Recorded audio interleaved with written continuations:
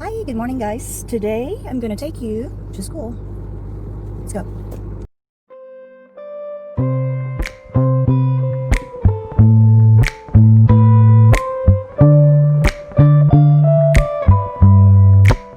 Can I call you baby? Can you be my friend? Can you be my lover up until the very end? Let me show you love. I don't pretend. Stick by my side even when the world is giving in. Oh, don't you worry. I'll be there whenever you want me. I need somebody who can love me at my worst. No, I'm not perfect, but I hope you see my worth. 'Cause it's only you, nobody knew I put you first. And for you, girl, I swear I do the worst.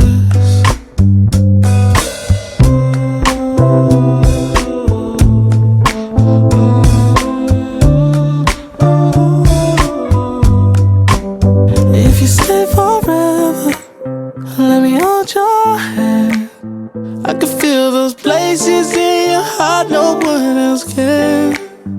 Let me show you love. I don't pretend. I'll be right here, baby. You know it's sink or swim. Oh, don't you worry. I'll be there whenever you want me. Right, so I've just finished work, and this is more like kind of a rant, like more than anything. So like let's rewind back to what happened before the lockdown on 29th of September. So basically, there were 1,195 positive cases after the Sabah election. So the PKPBD, or like the CMCO, was announced for all the red zones in the east coast of Sabah, starting from 29th of September up to 12th of October, if I'm not mistaken. I guess what people don't know is that even during the initial CMCO, even in the red zones, some schools were still open and kids are still attending schools and teachers are as well in school. So for other zones that are green or yellow, school operates as usual, but like as usual, kids just getting less and less because parents are obviously terrified and worried about their kids being at school given the climb of all the positive cases. So like people who are from the red zones, who are working in other zones like the green zone and the yellow zones, they too had to, stay at home because the SOP clearly stated that people from the red zones are not, are supposed to be attending work from home. That's what the SOP said. There were a lot of confusion during that time.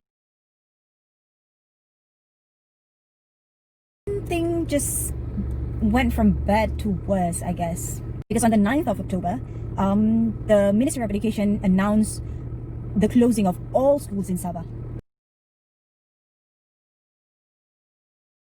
So from 10th to 25th of October, all schools in Sabah are closed. However, some schools are still open, especially the boarding schools, and the kids are left in a limbo. Like they're not supposed to be going home. Some say they are supposed to go home, and parents are like getting more worried.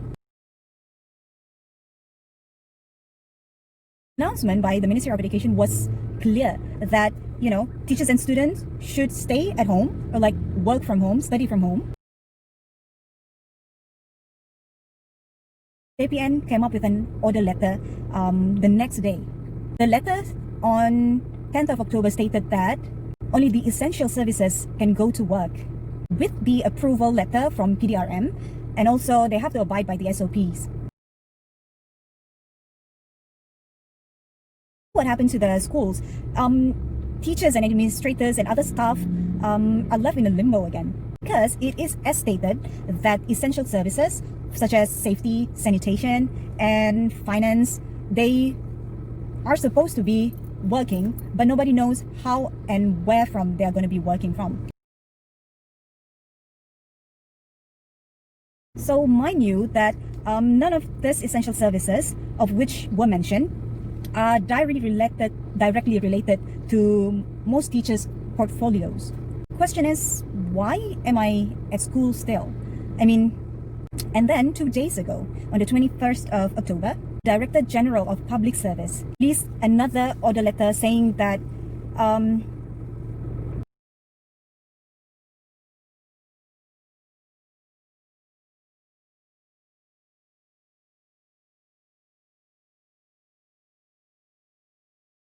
so yeah, because we are governed by the employment contract, hence there's very little that we can do.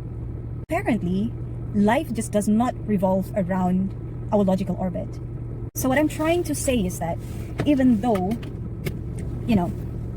there are reasons for everything, sometimes it just doesn't make sense, Like, it's not logical to have an election during a pandemic, So then why would people do that?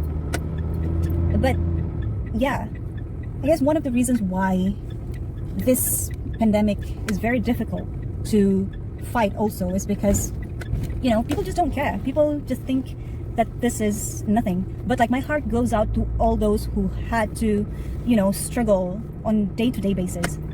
Shops are closing, business are, it's just such a mess. And there are a lot of people who adhere to the SOPs and stuff like that. But, like what we see in the media, if you have power and money, if you're somebody, then it's easier for you to, get your way around the law in this country. So like, yeah, it just makes me wonder what is really going on in this world right now. I fear for the kids. And talking about the kids, even though now we are doing virtual learning and long distance learning, I'm pretty sure soon enough we're gonna have to come back to school, having face-to-face interaction, because we are not ready. We are not ready for long distance learning. There are a lot of other issues and there are a lot of setbacks. And people just don't know, people just don't understand, because they don't see how we go about teaching online and making sure that these kids, but yeah, we do care about the kids. We do care about their future. And we as educators always and will always think about what is best for the kids.